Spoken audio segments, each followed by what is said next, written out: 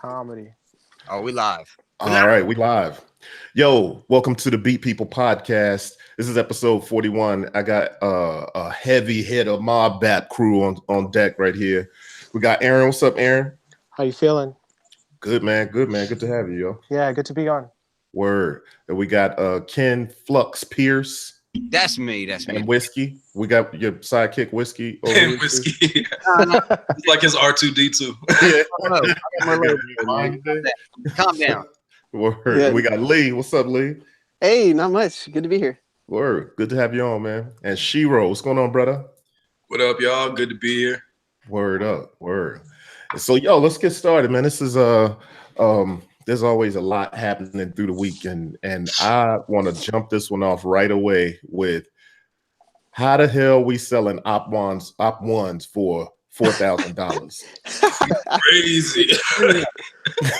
Yeah, that's nuts, man. Real quick. Right? So they announced, I guess, that the op one is going to be discontinued. I'm of the philosophy that, companies like that, people online like, oh, that's it. Teenage Engineers is losing. They going out. Come on. That's one of the most popular small format like desktop synths that there is like ever.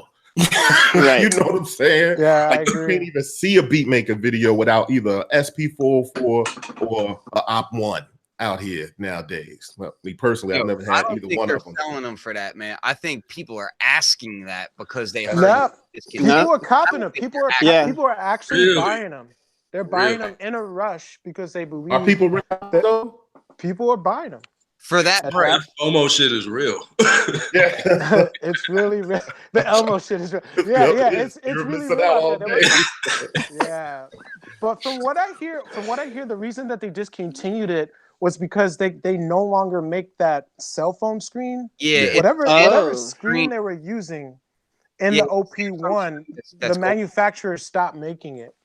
So they're just gonna make an OP2, basically. Yeah. And I mean, honestly, that screen, it's That's all dope, it but is. You just gotta source a new screen and figure out, and then that gives them an opportunity to make an MK2 with maybe some additions that people have been wanting over the years. You know what I mean? That gives them an opportunity to revamp. That's all it is.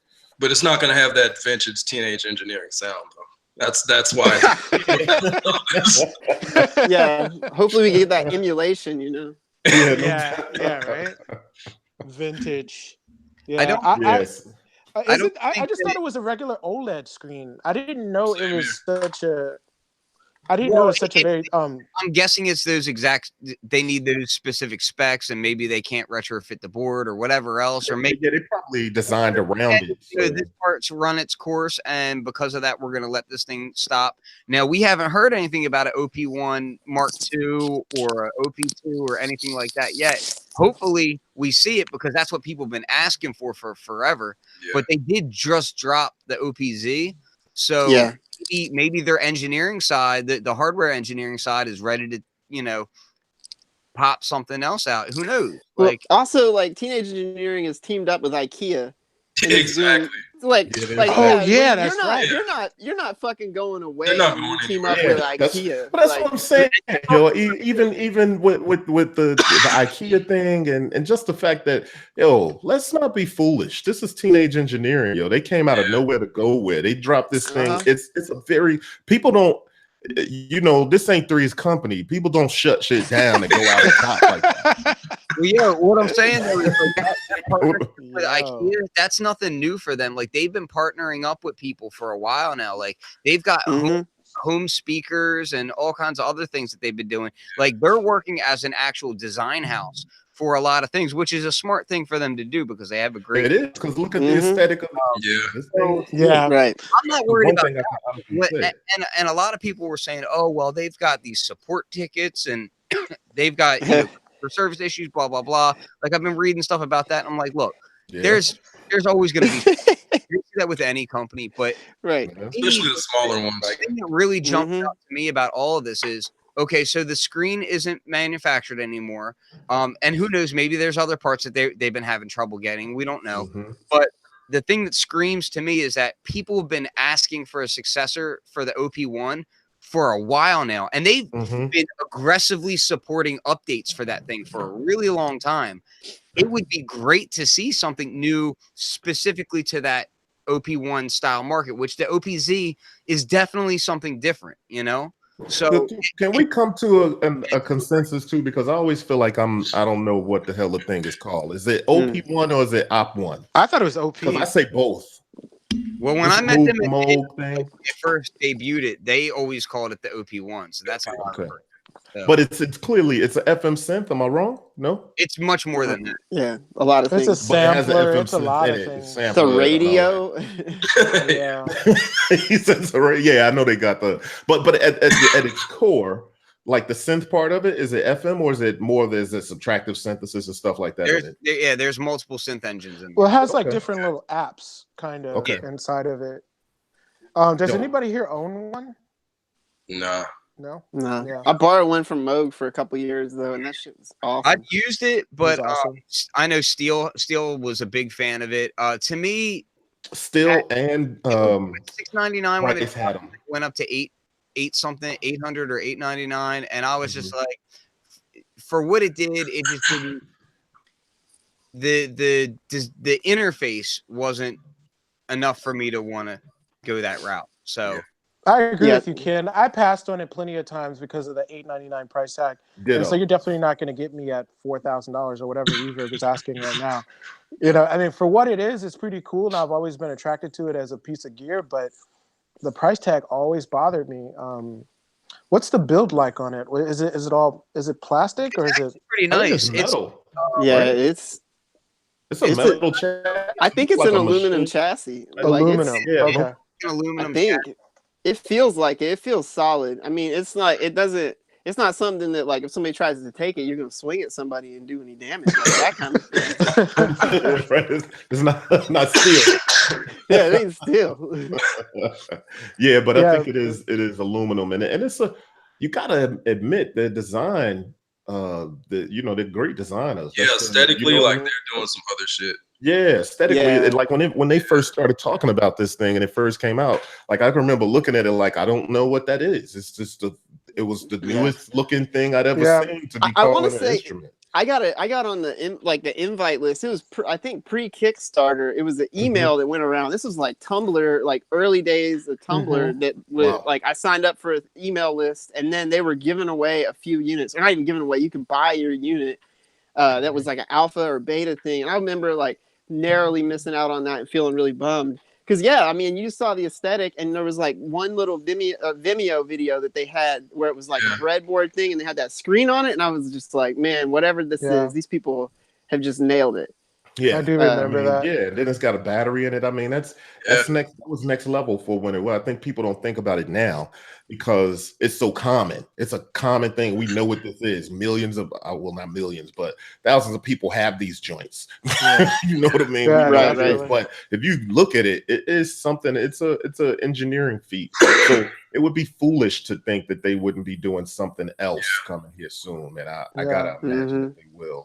And then I keep seeing that OPZ too, or OPZ showing up in my feed, and I just know that like they're gonna be putting something side by side. Those two machines just working together. The OPZ is actually way smaller. I saw them do it side by side. It's really tiny. No screen. Yeah. Put it in your pocket. Screen. Yeah, no screen. But to speak on the aesthetics, I remember at a time when you can get you can go to the Museum of Modern Art gift shop and actually buy an OP1. Yeah, right. They have that kind of look to them. Like they fit well there. Yeah, it's like an amazing kind of crossover. And all the feedback I've heard from my friends with OPZ seems to be, for the most part, positive. There's a few glitches in the operating system or whatever, but I mean that's kind of to be expected for a product that just dropped. But everybody that I've talked to seems to really like it. My buddy Matt has one, and his if you look for Robots Against Children, he's been posting up.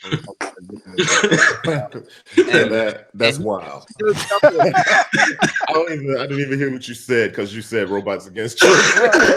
It's a common problem, though, especially robots. But I will say this for me, like they don't overlap enough for me to think that they're gonna do just the OPZ. and then not do something to be a successor to the OP1. Especially since people have been calling for it for so long. Yeah, they're not gonna ignore that, and you know, that's a kind of a flagship for them if you think about it. You know, there's no company that's discontinuing a flagship that don't have another one coming, unless they're literally going out of business. And I just don't see them going out of business. Because you got to think about it. They figured out a way to hit the market in a place where nobody else could. You know what I mean? Not just with the Op1, but all those pocket operators, yo. I mean, honestly, when the first 3 came out, they sent them to me. I reviewed them. I remember I just happened to be going to London the couple weeks after they sent them, or a week after they sent them. So I took them with me, and it helped me, you know, at least I could get my make some music kicks, you know what I mean? But they weren't for me. But at the same time, I remember when I viewed them, I was like, these joints are gonna blow up. You know what I'm saying? Yeah. They really truly have.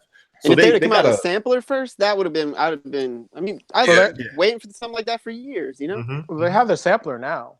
Yeah, they just dropped that. But I used to own the little drum machine one. I had it for like a couple weeks, and I took it back. It just wasn't for me. I didn't dig it. Yeah, it was felt a little limited. It was very limited, and honestly, I got big hands, son. I don't like I get annoyed with little things. That's why I don't mess with the Volcas and I don't mess with the pocket operators. Although I can't say I thought the pocket operators were cool. It's just that I was kind of annoyed fiddling with it. You know what I'm saying? Yeah. And so that to me, I'm done. I'm not about to do that. I'll pull out a big ass box on a train and make music before I mess with one of them little things. Yeah. The X on my lap trying to plug. Excuse me, can I plug in over there? Yeah, I'll tell you one of the things about the operators that I kind of dig is just that they all seem to have it makes it accessible to have these really unique workflows that are just different, you know. That sampler that they have is pretty dope, has a really nice sound to it. It's 12-bit, has this kind of vintage sampler vibe about it. Well, yeah, because like the SP1200s were 12-bit. Yeah. Well, right. PC60. There's a lot of vintage samples. My point being is just that you get this, you know, you can get something that really, unless you're buying a vintage piece of kit or you're buying like a Eurorack module that might cost a decent amount of money, like you're not getting that kind of sensibility in something that's really super affordable. And those things are like that. Those things are going for like $80. You know what I mean? It's easy to get like a pocket operator KO, and the speech one is really dope too, because of the way that like you can basically send it samples and then it resynthesizes those samples. That's really a unique approach to something, and you know it's in this own little thing that you can just kind of incorporate it into your workflow, sample it, and then move on. You know what I mean? Like to me, that's really cool that they do that. You know? Has anybody seen the kits that you can actually take those pocket operators and make them into Eurorack modules? I've seen those. I don't have a desire to do that. But yeah, like it's cool. Like it is what it is. Like that's kind of one of the things that I like is that it's so affordable that you can afford to like experiment with it and do these things, you know? I feel you. And yeah, and that sampler, man, I mean, really less than $100, that means that any kid, like back in the day, like an MPC, I didn't even really know that they existed. I started off at Free Loops and stuff because and it was accessible. You know, I got a copy that was floating around, whatever, just like how most kids do it. But like if that would have existed, a piece of hardware that I could have in my hand and start composing music with my own sounds. Oh yeah. Like I would have mowed lawns and watched some kids, and I'd have had one that day. You know what I mean? Like it's crazy. Why are we talking to Lee's forehead? What? Why are we only talking to Lee's forehead? Is that just me? Oh no, sorry, I got it up on a mic stand up high. Phone the landscape mode or something. We're gonna get you some phone books. Yeah. or Lee, is that messing up? Like, me too. Hey, dude, that's better. That's what's up. I got this on this janky mic stand.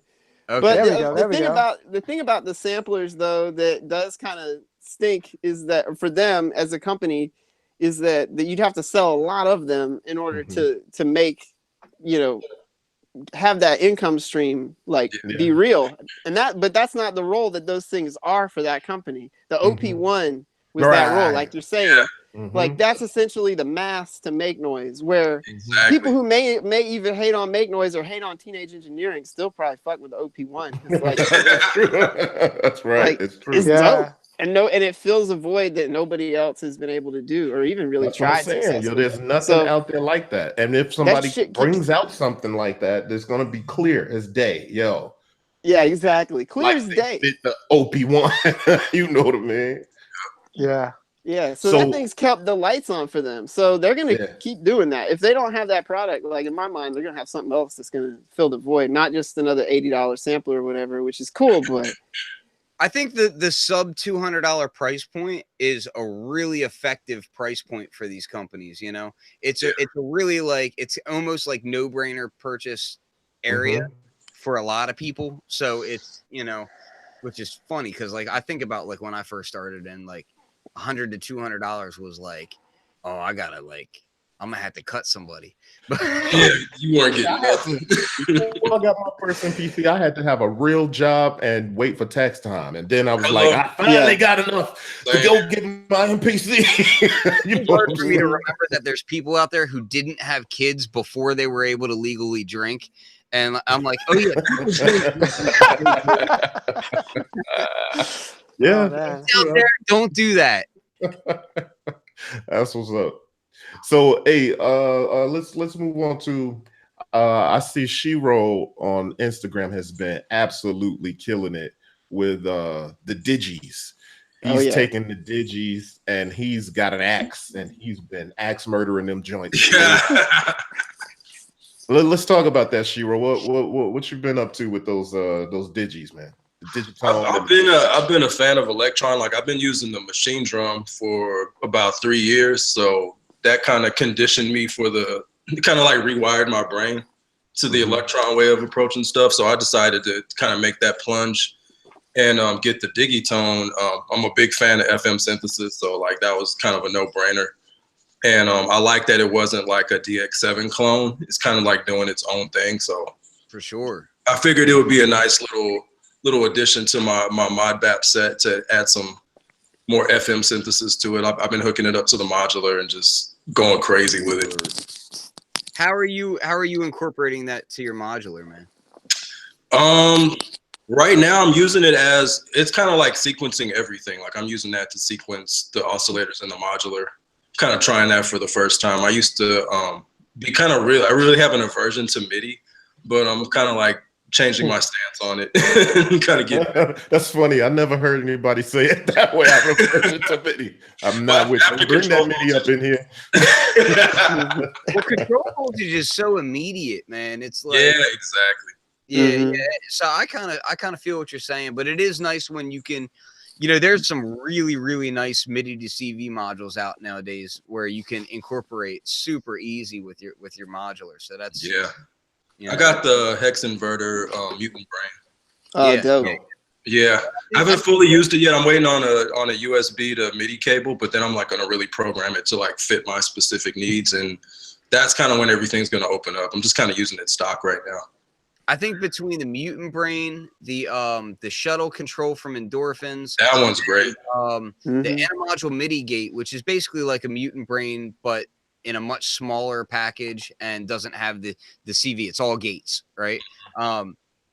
Those types of modules, man, it makes it so much easier to incorporate traditional drum machines and sequencers right into your modular in a way that's like multi-channeled and easy. You know what I mean? So that's dope.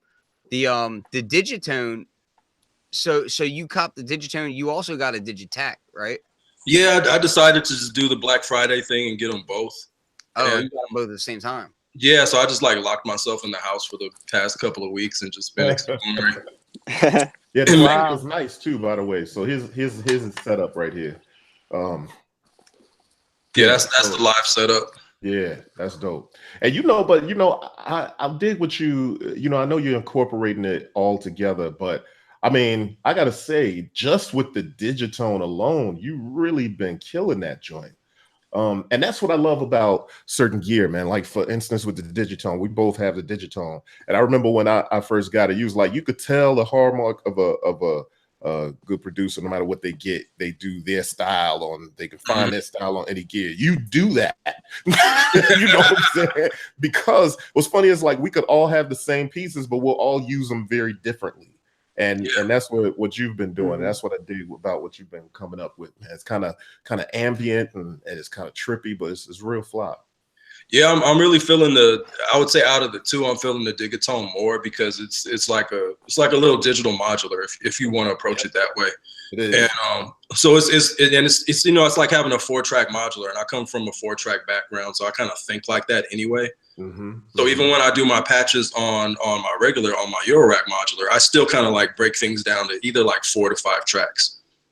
So it's really easy for me to translate that approach onto. And it sounds good, man. Like I gotta admit, and I say this pretty much every time we talk about it. It's like when I first heard about it, I was skeptical, and then when I laid hands on it, I was like, oh my God, this thing just sounds immediately good. Like it really does. Really easy to get inspired on that thing.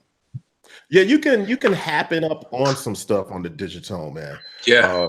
And yeah, that 4-track deal. I think what I dig about it is, you know, you got 4 tracks, but you got the electron sequencer, which allows you to do, you know, some way out stuff. It just the trig, the conditional trig. Yeah, so you're not really like limited to 4 tracks. You can like you're limited to whatever's in the pool. Yeah, you know what I mean. Exactly. So you can have tons of stuff in the pool, and so I've kind of figured out ways to use those 64 steps to you know, on a drum track. You know what I'm saying? To have a full feature, you know, drum track out of just that, and then be able to kind of dress it up around. And and when you get done, you'd be like, damn, that sounds like much more than 4 tracks. You know what I mean? Yeah, that's why I think it's good when you get new gear, even if you plan on incorporating it with everything in your studio. I like to focus on like one thing at a time and like see how engaging I can make a set with just like one piece of gear, and then I'll like add something else. And I do that with everything. So like with the digitone, I just sat with that for a little over a week and just made patches on that, made sounds, and just like experimented with that. And then I did the same thing with the digitakt. And like now I'm kind of adding them all together and like now adding the modular and everything. It's kind of like complete equation. You still have your machine drum, your original machine drum, right? Oh yeah, yeah. So I know on the original machine drum that you can send like gates and things to your modular. You were doing that in your original material, right? Yeah, I was just using the ground machine. It kind of sends a pulse. It sounds like a control clock. Yeah, it's like a clock. So I would have like multiple clocks on the machine drum. So how are you able to do some of the similar stuff with the digitone? Because I know the digitone, you know, it sends, you can send pulses, but is it loud enough, or does it give you the right pulse to send the right gate so you can? Well, it doesn't have the like separate outs like the machine drum has. So I haven't used it like that. I've just been strictly using MIDI. But the way that I'm gonna set my my mutant brain up, I'll have it so I can set up like, you know, a clock division and a clock multiplier, you know, on different channels. So I can kind of have the same approach that I had with the machine drum with like, I usually have like at least 2 to 3 clocks, like with different. Oh, wow. That's amazing. Well, you know what? So you have 2 to 3 clocks going. But that's exactly why I got the Tempe. You know what I mean? Because I'm like, you know, I'm running out of ideas on how to do this. You know what I'm saying? So I was just kind of thinking, like, you know, I'm gonna get one thing that could clock everything, and so I can send a clock from the MPC to the Tempe, and then I can, you know, sync that up or divide it or multiply it however I want to from there. You know what I mean? And yeah, that was definitely the way I found a way to do it. But yeah, you got to have a right clock to because hip hop and rhythmic bass beat, you got to have that syncopation. So yeah, that's what's I wonder how something like the Tempe, like clocking wise. Now, granted, we're talking about 2 different types of clock here, or at least something about. It is. But I kind of wonder how something like the Tempe, you know, when you start clocking interfaces with things like the Black Lion clock, you know, and this is more about accuracy and whatnot. But I kind of wonder, like, how accurate are these clocks? Like, I haven't seen any figures from any modular company on how accurate. You know? Yeah, they're not gonna publish that because that's gonna be something that people are gonna like try to hold them to. But I will say this, but like having firsthand kind of knowledge, great care went into the Tempe's clock, and also like a great examination at other clocks that exist on the market was put into place. And it's not necessarily a manufacturer's, position to call another manufacturer out on stableness of clocks and that kind of thing. But yeah, they're not all the same. Yeah, sloppy clock. Is correct. Yeah, sloppy clock. Son, they got garbage down the way. What time is it? The clocks is off. But man, like especially things that are like AT mega based and whatnot, like those clocks are very jittery, like very jittery. Right. And it's just like Shiro was talking about earlier. He's like, I have an aversion to MIDI. MIDI can be fairly sloppy when it comes to clocking.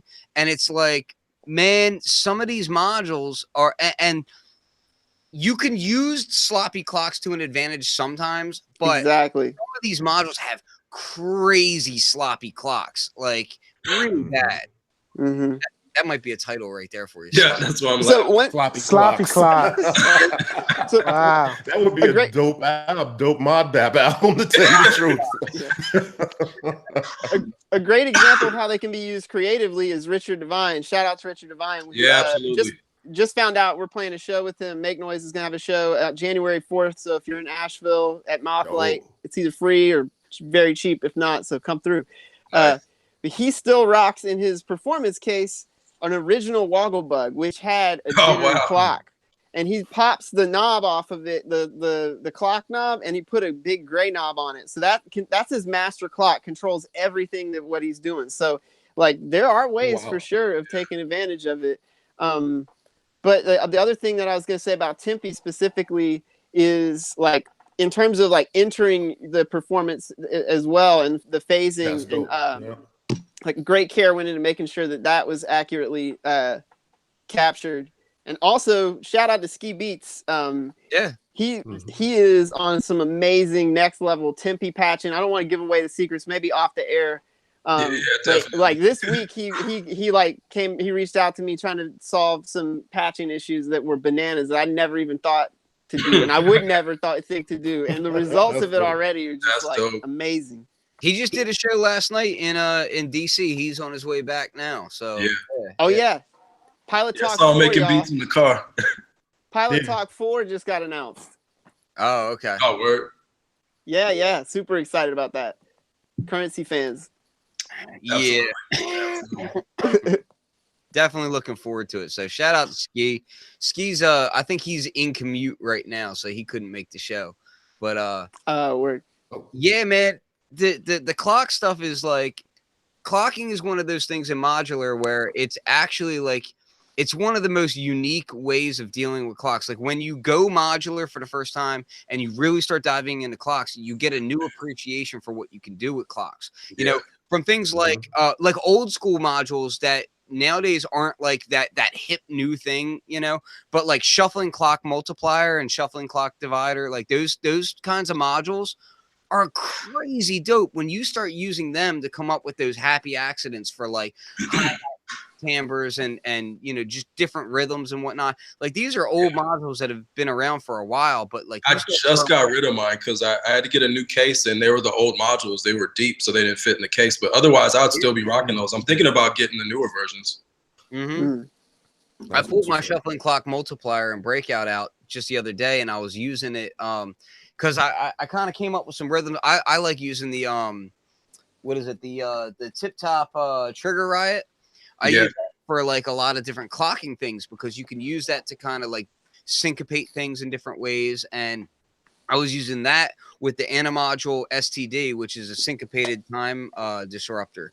So you can kind of like, you could syncopate off of that, which is a syncopation off of that. And then I send all that to a shuffling clock multiplier, which is like shifting my hi-hats around. And I'm just like, I'm sitting there like messing with these rhythms, and I was like, yeah, there's no way I would have came up with that rhythm on my MPC. I couldn't have done it.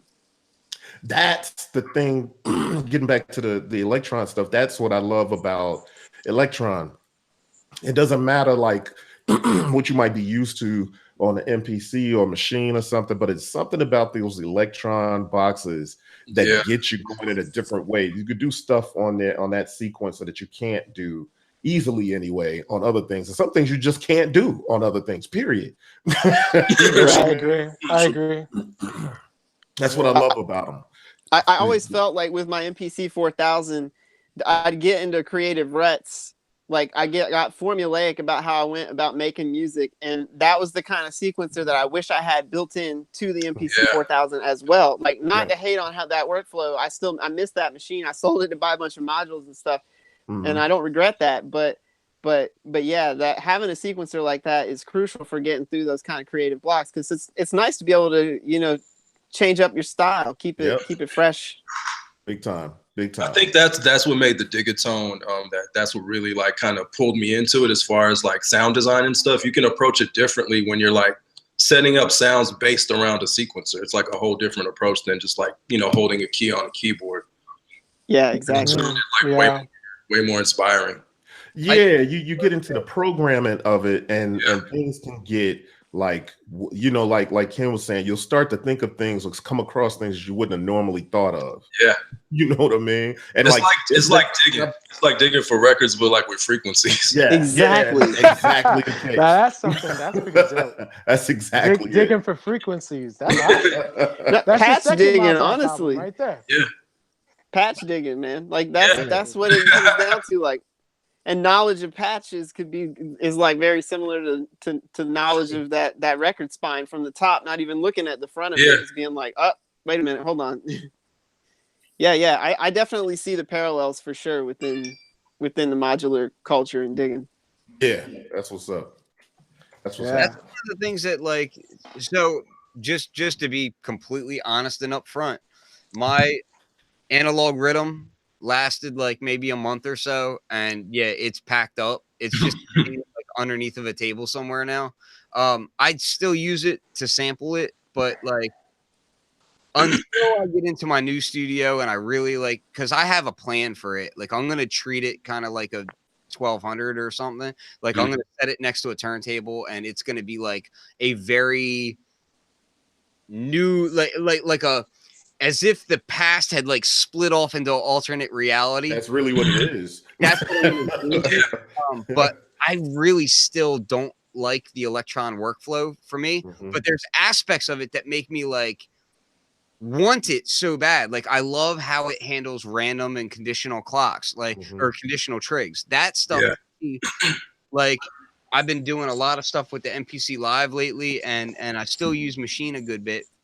But man, I'm like, every time I get on the MPC or the machine, I'm like, man, I really, really like, that's the one thing that I'm like, why do I not have?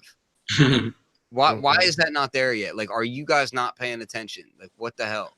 Well, yeah, and I think what's tough nowadays is that we get into this thing, and I know I'm guilty of it. We get into this thing, and a lot of people do, where we want everything to be everything. And the tough part about that is that ain't gonna happen.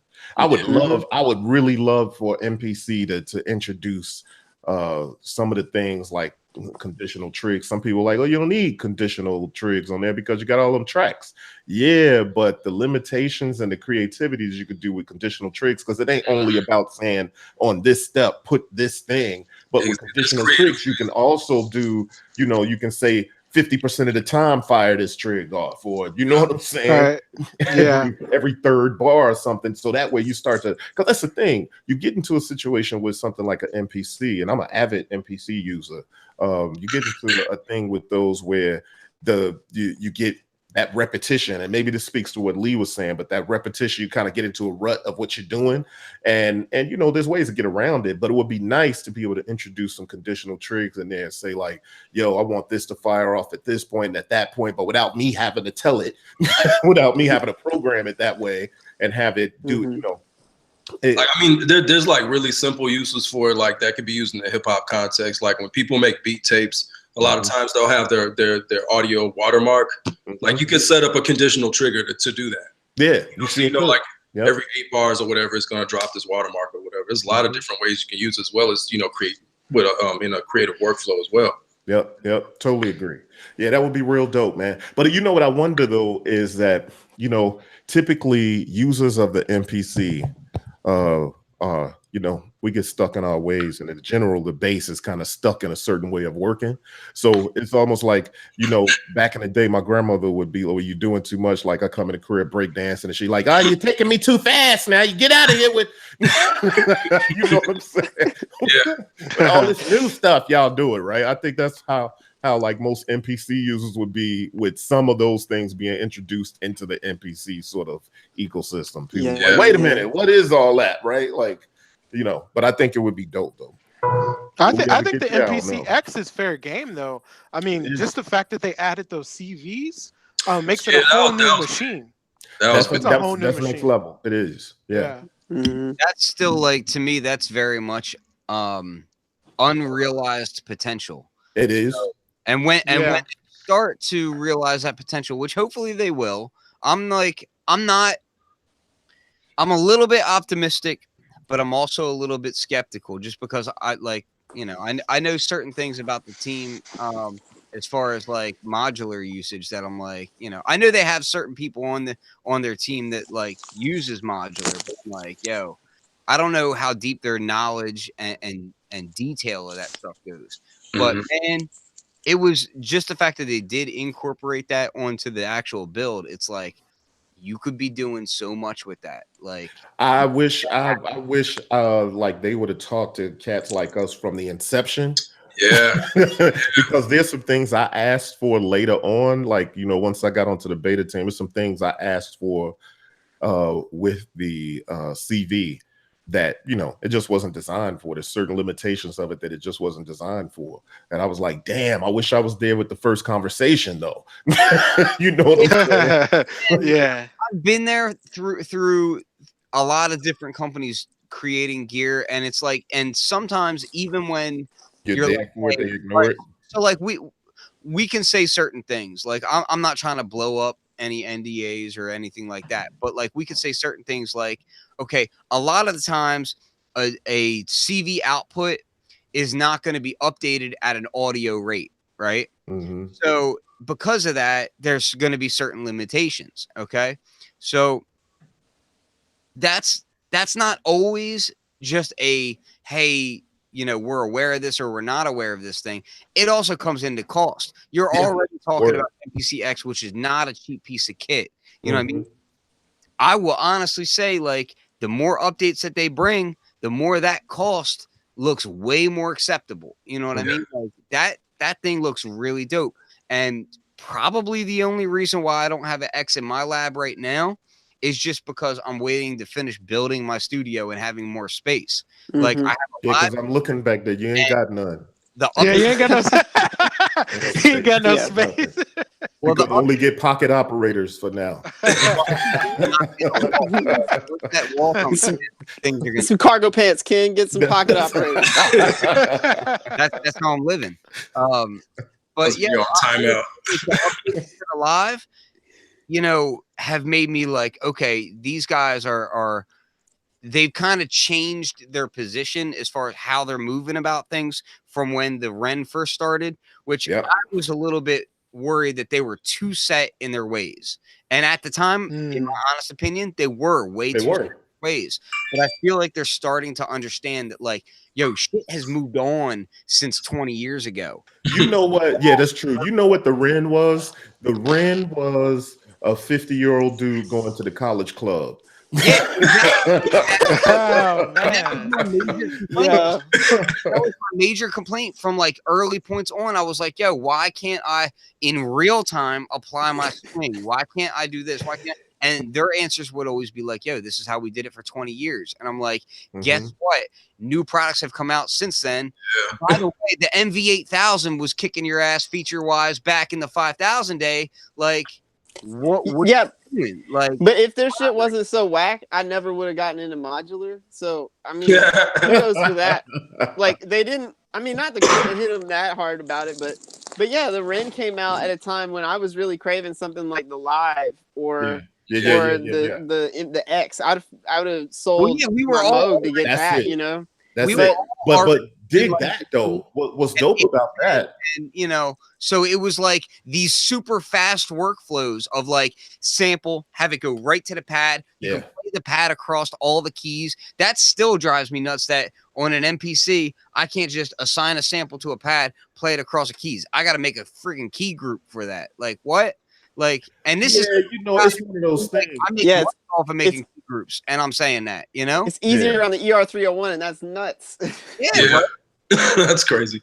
This is easier on the ER301, and it's nuts. Yep. That, but you know what I gotta say. I will say that it's dope to see the evolution though. I still want MPC 4000, but it's dope to see the evolution to the X. You know what I'm saying? Like how you absolutely from 4000 to 5000 to the REN to the X. I started on a 60. So there you go. Any MPC hardware aside from like the current generation, I still feel like the 4000 was like the pinnacle. You know what I mean? Because like, no, granted, the 5000, and we can get back like there. We've discussed this with Glenn on the previous episodes. When we had Glenn on both, I think this show and on the show. It's Beatppl podcast episode 12, I believe. Yeah, so he talked about, you know, how the 5000 was originally supposed to be called the 3500. It wasn't supposed to be a higher number than the 4000 because he knew that it wasn't up to that spec. This is where right. Designing it to be something specific. And then it was the owner of Akai that was like, hey, we're going to call it the 5000 because a bigger number means bigger sales, blah, blah, blah. and what he should have been doing is like, I want to call it the 5000. Does it live up to something like that? Or do we need to add 2 or 3 things to it and up the price, whatever? If you want to make it the flagship, you can't put out a 5000 and not have what the 4000 had plus, right? You know what I'm saying? Yeah, exactly. At least not in my mind. I don't run their company, so I don't know. If you look at the 5000 and you look at it as a 3500, it makes a lot of sense as a unit. But then if you look at it as, okay, well, here's the 4000 and this has to be better on every end, you're like, yo, the 4000 sampling engine was crazy. Like that sampling engine is so dope. Like it's a full-on Z sampler inside of it. So to me, I still look at that as like the pinnacle of MPCs. And then now this new generation is like a complete divergence. Like it's got a lot of MPC in it, but man, they work in a different way. And that's not a bad thing. Like it's nothing wrong about it. It's just that was that generation reaching its pinnacle. And now this is a whole new taking it off in a different direction, you know? So I'm really enjoying the live though, man. I'm enjoying it. I just wish it had some of that Electron love that, you know, because I don't fully enjoy the Electron workflow, but I appreciate a lot of the functionality. But it's worth noting that you love the sound of it though. Oh, the sound is amazing. That's why I bought it. Like I bought it, and that's one of the sort of luxuries of being a sound designer is that like I can say I can justify buying a piece of equipment if I don't love every aspect of it. You know what I mean? Like I can justify buying it simply on the fact that like, you know what, I'm going to create my drums on this, maybe run them through a bit of other kit, but like I'm going to create sounds on this and sample sounds on it too, because it runs the samples through analog filters and analog overdrive and all that. But I don't have to, like the sequencer doesn't have to completely speak to me. Like, and there's nothing wrong with the sequencer. I'm not saying that there's nothing necessarily something wrong with it. It just, to me, that sequencer is very much an XO style sequencer. It is not really my vibe. Yeah, I mean, it definitely is more of a programmable sequencer than a playing sort of live playing recording sort of sequencer. Shiro, when you're not using the digitakt, right, and you're doing your live performances and whatnot, aside from that, like, what do you like to program on? Like when you're doing drums. When I'm doing drums, I go to the digitakt. It's kind of more suited for that. Before that, was it just? Oh, before that, I was on the MPC. Okay. But I was using like my old MPC 6 in the day. I was still programming drums on that for like recordings and sampling purposes. Huh? The 62. Okay. Same one I had from back in the day, like when I was a pup. Hey, was that the exact same one, or did you end up? No, it's literally the exact same one. That is dope. That's real dope. I just could never get rid of it. Wait, does everybody here still have their first MPC or no? Hell no. No. I sold that to move to California from Chicago. Oh shit! I couldn't sell mine, man. That thing is. But you know, I wanna, you know, I went and found my old MPC 5000, some images online. You better thank your wife. Yeah, she bought the joint for Christmas for me. I was actually at that point the 5000 was just coming out, and I was looking at the MV8800 and the 4000, the MPC 4000, and I think I was deciding finally on the MPC 4000, and Christmas came about, and she got me the 5000. That's how I ended up with the 5000. And okay. I had it. I don't know. I rocked that joint for like 6 years or so or more. I don't know. It was a good long time, long enough for me to customize it and do all that kind of stuff, man. I pissed it out, and it was inspiring. Some people was like, "Why would you do that to it?" But well, one answer. I like it. I actually remember. I think I saw your custom 5000 before I knew you. Matter of fact, I can still remember the first time I met Corey in person, because like he came up to me and I was like, "Who is this guy?" Like, yeah, I did kind of just jump in the circle of him and Joe, and a few people just start talking. Like, yeah, what's up? No icebreakers. No icebreakers, yo. That other.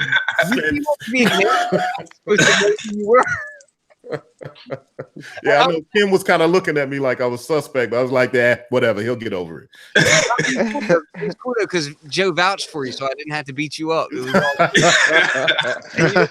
I had Upright around, so I was like, my guy. Yeah, it's a small world, man. Because when I went to Moog Fest, that was actually I met Pef, and Pef was telling me, we were just talking and stuff, and he was trying to convince me to buy a Make Noise shared system. And I was like, bro, I'm buying lunch. That's about it.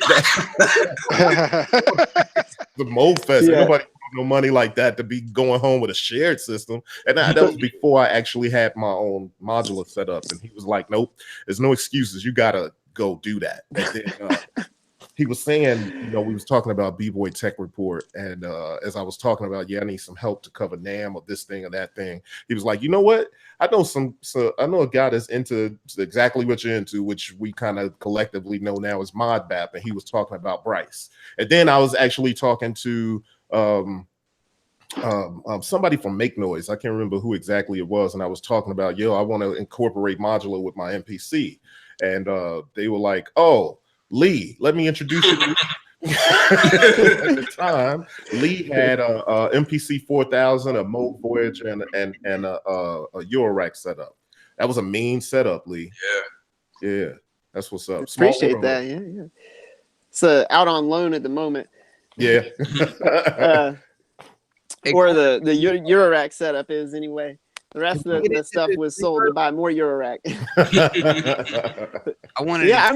I remember seeing you around that Moog Fest though, because that was the first time I met Pef, and it kind of clicked to me while I was talking to the dude that like I had seen a bunch of his videos. And matter of fact, when I got hired at Make Noise, I had sent around his like System 1 video to people to be like, man, I'm so like blessed to be a part of this and like to work for these people, and this is what we do. And then it was like we were sitting there talking outside of Moog, and I was like, oh damn, you're Pef. Like right, yeah. He's a good dude. And Pef does a lot of stuff with like DSI too, man. Like he does. Oh yeah. A lot of those presets. He has a preset apparently he made for Stacy for the new Pro 2, but it's not out yet. Dope. Yeah, that's what's up. So, hey, one thing I want to say before we jump off Electron, though, man. I want to jump into some reverbs and effects pedals, but Shiro, the way you rocking, you mentioned your MPC 60, the way you rocking the digitakt reminds me, and I'll be trying to tell cats, to me, when you start using the digitakt, it feels like a vintage sampler.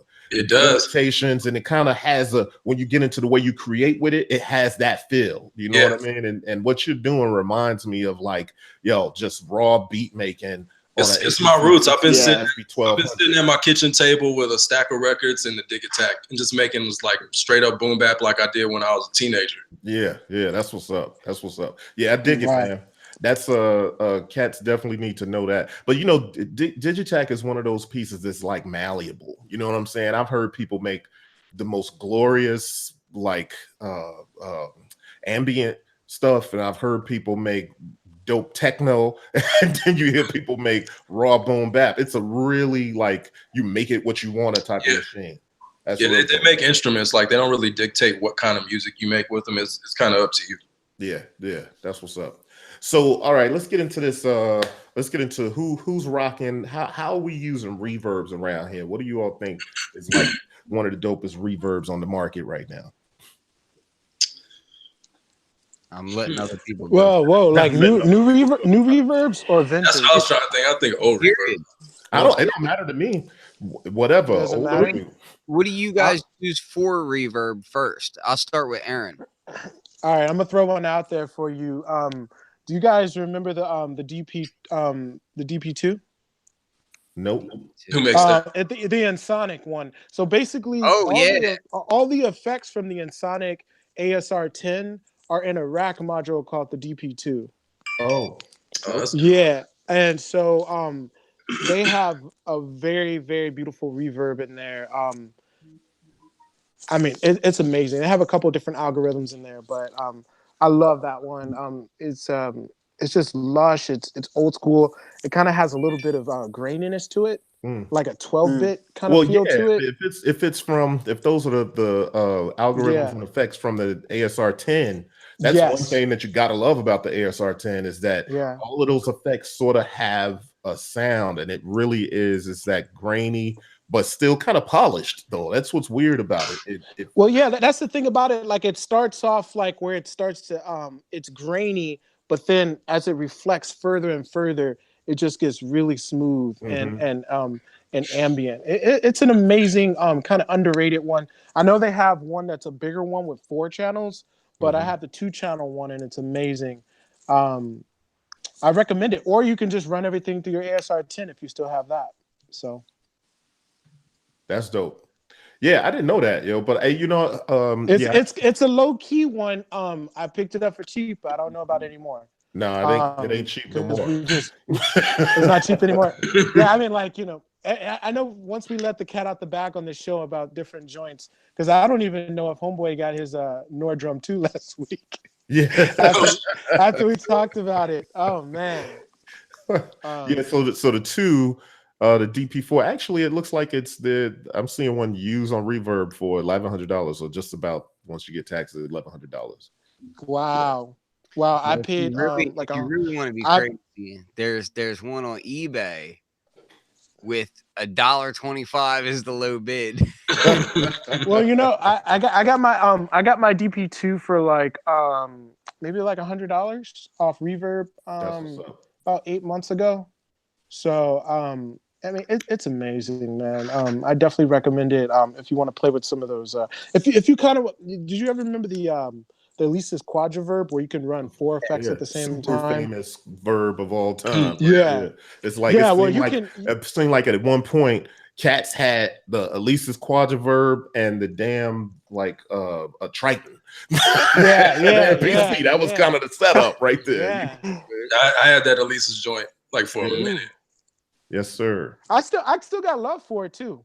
I still got love for the because whenever I want to get into that old like 1998 Warp Records kind of feel, like I go to that. That's dope. Yeah, man. I just got this Eventide Space. Ooh, boy, those are incredible. It really is. I know, right? I can't turn it off. It's I've been running the MS-101 through it, and it's just a glorious, glorious sound, man. You know what? But just to give, I got it as a demo version. And then when I got it, there was something stuck in one of the outputs, 1/4-inch jack outputs on the back, and I was all salty. This is a demo, and I'm like, who would break off the damn thing?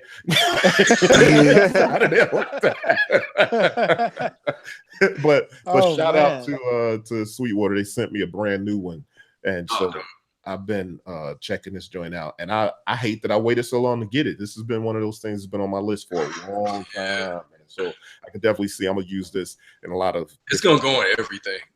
Yeah, I could already tell. Like I'm literally looking at it like I was just messing around, and I started recording what I was messing around with, and I'm like, I'm thinking this is like interludes for that modbap album that's kind of been sitting in my collection. You know what I'm saying? So yeah, man, it's gonna be real dope. So with the MS 101, are you able to tap into that vibe? That kind of Warp Records kind of vibe, or Boards of Canada vibe? Oh yeah, without a doubt. Easily. Really easily. Yeah. I mean, because it's got a dope sequence on it. It's got, well, it's a simple sequencer, but it's got a nice ARP on it as well. And you know, once you get into some nice ARPs with a dope reverb, man, sky's the limit. I was loving those videos you put up. Yeah, man. Yeah. Yeah. You need to put up some more, man. Yeah, I will. This joint is real dreamy, man. It's real flexible too, especially when you get into the FM features of the MS 101 with that space reverb on it. Yeah, it's crazy. Yo, I will say, with the quad reverb, you can get those on eBay for like $60 right now. Yeah, like less than most plugins. And but like you just kind of consider that, and you're just like, man. You know, you can get rack hardware for less than a plugin these days. Absolutely. And that's right. And if you know your routing well enough for those MPC users, you got inputs, outputs on the back of your MPC. You can route that joint and use it like an insert. Just get a rack and a cheap patch bay and have some fun. Do that too. You know, you can get a patch bay for like $40, you know, maybe even less. And it's good to have a patch bay with that type of equipment, in my opinion. And are you okay? Do you need help? If you're using reverbs, you want to patch in and out, you know, quickly without having to reach around. You need help, man. Jordan Thorne in the chat says that you've been locked in the basement and called 911 because you got to pee. It's true. Apparently, your wife is abusing you, and I just want to make sure that if you need help, that the crew is right. Out loud, Jordan knows that I blink once for you. Yeah,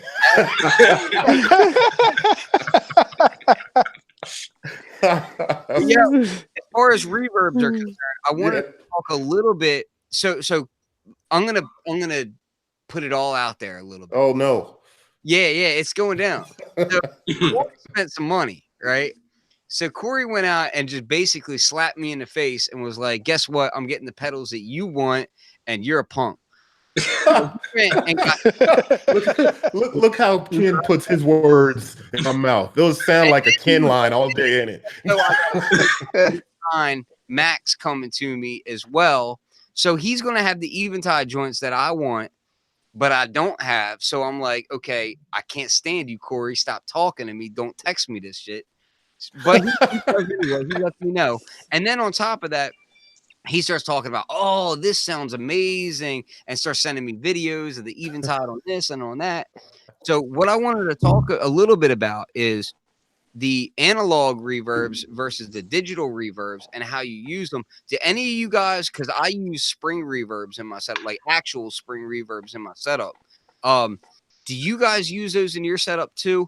And what, like, do you use different size springs and whatnot? Because I noticed that I think a beginner mistake is to instantly be like, okay, well, bigger is better on a lot of different things. When it comes to monitors, when it comes to just gear in general, I see a lot of people saying like, okay, well, obviously more expensive and bigger is better.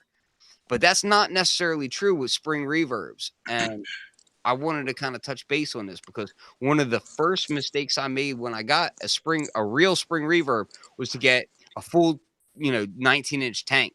That, a full 19, 20-inch tank. And my opinion is that actually I kind of like medium to smaller springs. So I'm just curious as to what you got. I got the grandmother joint.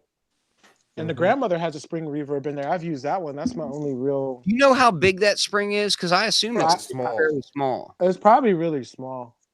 Yeah. But you know what? I got to tell you, I'm not a fan of spring reverbs, though. I just feel like, I think I like more lush and open reverbs. And I think spring reverbs just kind of, it just sounds like short and metallic to me. You know what I mean? Yeah, no, they definitely have a metallic sound. I'm big on spring reverbs, but I used to listen to a lot of reggae and dub. So like King right. and Lee Scratch, a lot of spring reverb. So I kind of borrowed from that book, and I use one that King Tubby used to use, which is the Fisher Space Expander. With, yeah, I used one of those with like the big 19-inch spring that got ripped out of an organ or some shit. That's what I did first. But the problem with that is that you have to. So if you want to incorporate something like that into a modular, like I use the music thing reverb. Yeah. So that's what I keep in my rack. And the first thing I did was rip the spring reverb out of my actual Hammond organ. Right? Yeah, same thing. I did the exact same shit. But I will say you have to be careful with the impedance levels of that, right? Because if your spring reverb tank doesn't match the same impedance, you'll lose a lot of amplitude on it, right? Absolutely. And you won't be able to drive it I properly. don't like that. Losing amplitude, give me gas. I don't like that.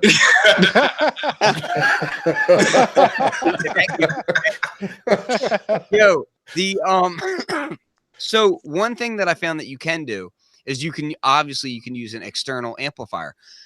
Something really interesting that I started trying is you can get these cheap headphone amplifiers, right? And use a headphone amplifier to kind of play with it that way. And you can way overdrive a spring reverb that way, obviously. That's cool, yeah. But you can kind of get these interesting saturation sounds like that, especially for plucks. Because plucks, it's like if you send a pluck through a spring reverb, a lot of the time you're not necessarily trying to get the pluck sound, you're trying to get the spring sound. You know what I mean? Like you're trying to get that after effect. So if you overdrive that spring all crazy, you can get some really cool sounds out of it. So I've been doing that. And then I also got an Acusonics tank. Yeah, those are good too. But they have these little really short tanks, and I haven't picked one up yet, but I've been thinking about grabbing one of those. Well, it can't. With the really tiny springs. Yeah, with the really tiny springs, because a lot of the times what I do so my Acusonics one is literally right here, and I keep the bottom open. I've got some of that microfiber cloth that you're supposed to use to clean your screens that you never do. You just use your shirt instead. Well, I take those things, of course, and I throw them inside of the tank. So like I'll dampen my springs by throwing cloths, and sometimes I'll take business cards, right? Like I actually have them right here.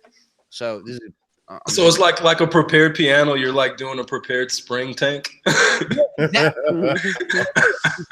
spring tanks. So like I'll put like business cards in there. That's awesome. I have this little bubble wrap thing that I put in there too, and it kind of sizzles when it goes through it, so you can get all those sounds. You know, sounds dope. Yeah, no, I'm definitely feeling that idea. So you told me about this moisturizer joint before, and I actually I've gone to Perfect Circuit and checked it out quite a bit. Now that is dope. Like I said, it's really dope. Yeah, it's really dope. I'm not a fan of spring reverbs, but there's something that seems a little bit different about it. Yeah, they nailed it on that one. A good friend of mine has one of those, and you get some really good sounds out of it, especially from a sound designer perspective. Yeah, big time. What's the price point on that? About 400. Yeah, I think so. Yeah, it accepts modular level or online level only? It does modular level. Oh wow. Yeah. Have y'all messed with the IntelliGel Spring Verb or Spring Ray? Excuse me. I haven't. I've seen it, but I haven't messed with it. I think it's got 2 tanks that you can select between, voltage controllable and stuff. That was one I've always wanted to play with. And Metal Photo of Cincinnati, the company that makes like a ton of Eurorack modules, they like as an ad, I don't know why, but they sent it to Make Noise. Like they already do our plates. It's weird. Like some of them, you know what I mean? So like they sent us one that has their information on it instead of IntelliGels. And I always like thought about buying the Spring Ray and popping the real faceplate off and putting this like business card faceplate on this module.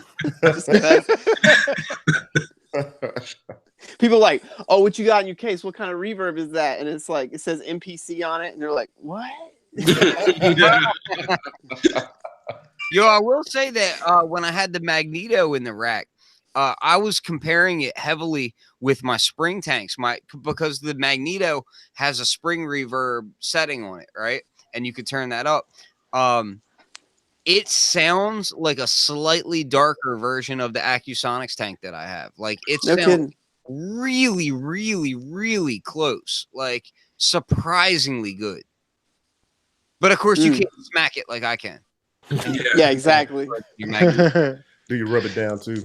Yo, actually, Lee just made me think of something. Do you think that modbap is gonna turn into one of those things where, like, you know how back in the day, like DJs will cover up like the records that they had with white labels and stuff like that? Do you think that? Yeah. Do you think that people are gonna be like, yo, don't be looking at my rack, don't be looking at my case, or like I always like to joke with Lee where I'll use all the same color patch cables so you can't follow my patch cables.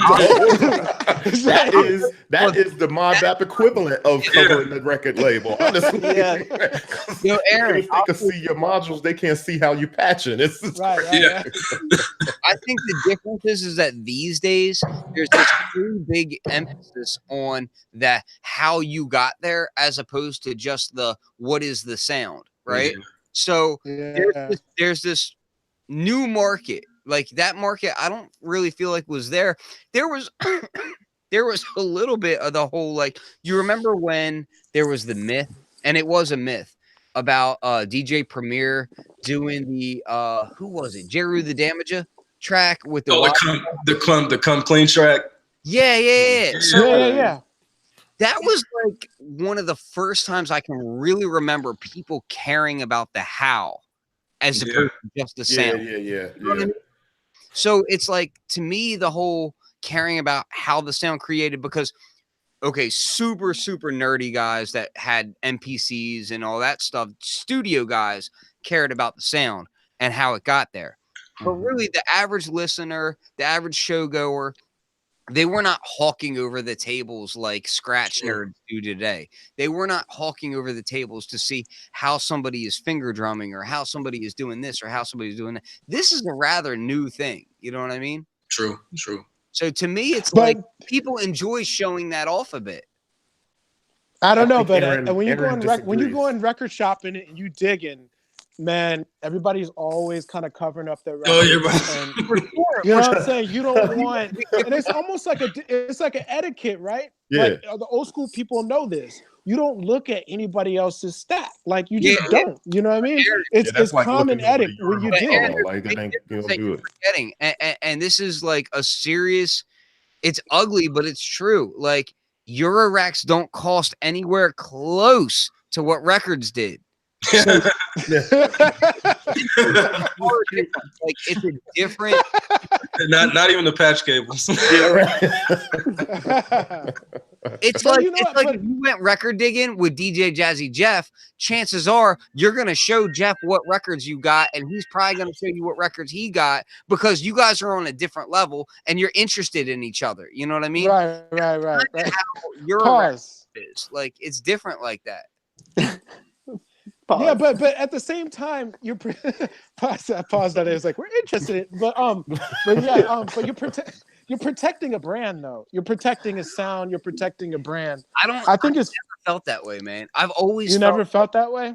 Well, you know what? But just because you never felt that way, though, you can't deny that the culture hasn't always been that way, though. The culture has always been that. And I always hated that culture. Yeah. I always personally got irritated by that. And like, I remember having to travel like miles and miles and miles to meet up with other producers who were actually willing to be like, this is how I sequence on MPC. How do you sequence on the MPC? And we would share techniques. And that was because cats in my tail do it. But check this out, though. But hip hop is built on one really, really, really great concept that pushes hip hop further than any other genre, and that's don't bite. Yeah, and that's the thing that don't bite, stop biting, don't bite really is the thing that pushes us it pushes us into new territory. Like, it's why a lot of us are in modular, you know what I'm saying, and not going back to an SP1200. Why are we going to go to an SP1200 for? You know what I'm saying? There's so much stuff that's been done with that. I mean, chances are people will be like, oh, man, you sound like Pete Rock. You know what I'm saying? I want to sound like something. I want to sound like me. I want to do something new. Aaron, how old are you? Come on, man. You only got youth and see if they care about biting anymore. But I think people do. Well, check it out. But see, that's what happens. Biden's encouraged now. They don't. Well, I think what we that gets into a whole nother conversation too, though. I can't say that there's a lot of things that people call all kinds of things that ain't what it is. And all of this stuff they label hip hop. It's not, I know. Right. So because they don't take any of the culture with it, they don't take any of those sort of innate references and sort of rules and ideologies with it. So to me, it's just something that these companies and these folks use to market stuff today. Yeah, right. But it's easy to spot in the culture and really from the culture still are on the same things, like those like not biting. And this is how you get something like what all of us end up doing. It didn't even realize the next guy might be doing something that incorporates the same tools, and then collectively end up calling it modbap. That's how you push the envelope and get to those areas. Exactly. Exactly. Because I was just gonna say, like, some of the examples of people who got bit to death was Prickfuse 73. He got bit to death. And these are the things that happen in the culture. The only reason that Flylo never got bit to death because he kept on switching his style. He switches up every album. He was switching it. Like, by the time people were biting LA, he was on Cosmo. He was on some other shit.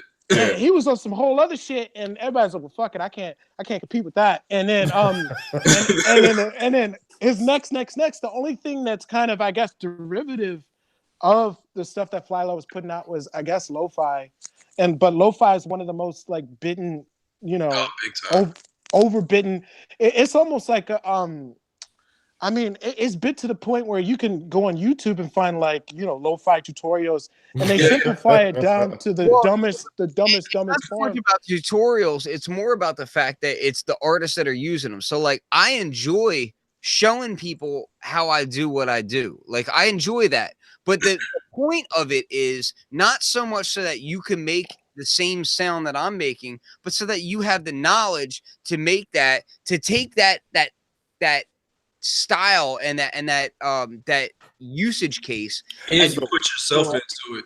Yeah, well, you know what, the best example of what you're saying, Ken, is this goes beyond hip hop. The best example of what you're saying to me is somebody like Marvin Gaye, who people don't realize actually idolized Frank Sinatra and like Nat King Cole. You know what I'm saying? And he wanted to be the next Nat King Cole or the next Frank Sinatra.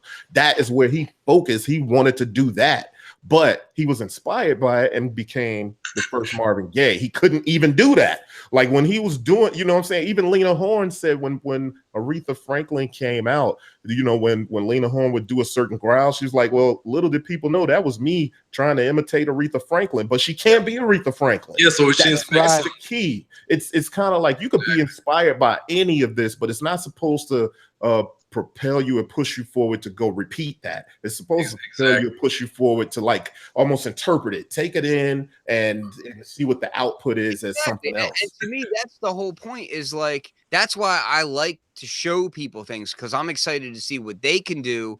Okay, so, like, if you spend all this time learning how to do something really technical, but, you know, if you just show somebody how to do it, they don't have to waste that time. They can just create with it. I'm excited to see, as a fan, what you can do with it. You know what I mean? Like, to me, it's not about, like, it's not so much about biting, because if you're really a proper artist and you care about creating art that inspires you, right? You can't be bit to death because you're always wanting to grow. If you're an artist who constantly wants to reiterate the same thing over and over, you're beating a dead horse. Like, grow. grow as an artist. Don't be scared to try new things. That's the big thing. I think big time today, people have that problem. Be afraid to try new things. Like I couldn't wait to grab modular and start seeing what I could come up with my beat making. Other people were kind of like, yo, that's techno crap. That's craziness. Right. That's you know what I'm saying? Yeah. Thing is like, no, it ain't. If you don't make techno, that's not techno. Like it's it's simple. Right. To an extent, I get the fear. So like I'm gonna tell you like a personal experience of somebody that like it kind of irks me a little bit as a fan, but it's part of that fear that you better take. So like I love early RZA stuff, right? Later RZA stuff gets really clean, and that's when I love that shit too. Here's the thing. I love like the Bobby Digital stuff, which is super clean, but it's like its own thing, right? But what I don't love is when he tries to do like the woo stuff, but make the woo stuff super clean, right? Yeah, because that's not where it lives. That's not. Yeah. To me, like that's a perfect example of don't hold on to the past too hard when you're trying to evolve. Instead, just freaking evolve. Like, word. You know what I mean? Like I loved like when he went from the woo stuff to the Bobby Digital stuff, and it was like night and day difference. And it was like it could have very easily gone Swizz Beatz route because it was getting clean like that. And I personally can't stand the Swizz Beatz stuff. Like it could have gone that route, and I would have hated it. But instead, he was like, you know what? I'm gonna do something totally different, and he did it, and it worked. But then it's like, okay, so now you did that. And now you're going to like, you got this money and you're like incorporating very clean orchestras. And you're kind of like, you're not really sampling it. You're kind of replaying it like this. To me, it lost a certain vibe. And I'm like, yeah, I think there's something to be said for that too. Well, yeah, it was that MV8. It was that MV8080. And if I don't if he started learning to play, you know what I mean? That's the difference. This is where being a sound designer, I think, will help you, because like if he would have took like a sound design approach and like played stuff clean, but then like dirtied it up, you know, to make it sound like vinyl, that would have been like the match made in heaven. Yeah. And on top of that, I'm just like, you know what? And even further than that, even if I don't like it, RZA could be happy doing what he's doing. Screw me. It doesn't matter. Like if he's happy, there's a million other fans out there that I'm sure love his newer stuff. So it's like, exactly. Just evolve. You know? So that gets me on, because I was going back recently and listening to all of that later Wu-Tang and Bobby Digital stuff, the clean stuff, which historically I've always gone back to the early stuff myself. When I'm listening to Wu-Tang or early RZA, Jizza albums, whatever. I was gonna say Liquid Swords is what I think. Liquid Swords, exactly. And like that album to me, just it's such a classic. Low resolution samples, just like, you know, hard hitting the whole way through it. And the later stuff to me still slaps, but in a different way. And I wonder if it's a response. A lot of it, the performing and all this and that is. You know, this is like later 90s, early 2000s, after he's already probably gotten trapped with some sample lawsuits, not being cleared, or maybe learned a lesson about how much money he had to give away in the long term with all the people that he was trying to put on, how much money leaked out of the organization via sample clearances and that kind of thing. He was trying to evolve. Sample clearance hurt hip hop big time. Did you guys see the comment? There was an interview recently with Anderson .Paak, and he was talking about sample clearances and sample packs. Yo, I didn't see it. What did he say? I feel like he muddied up the conversation about that so bad because he made. But it was also edited in a 1 minute edit of a longer conversation that I'd like to see the longer conversation. But gotcha. Sound in that snippet, he makes it sound like, yo, sound designers are trying to charge publishing for one shots, and that is not the case. No sound designer is charging for one shot.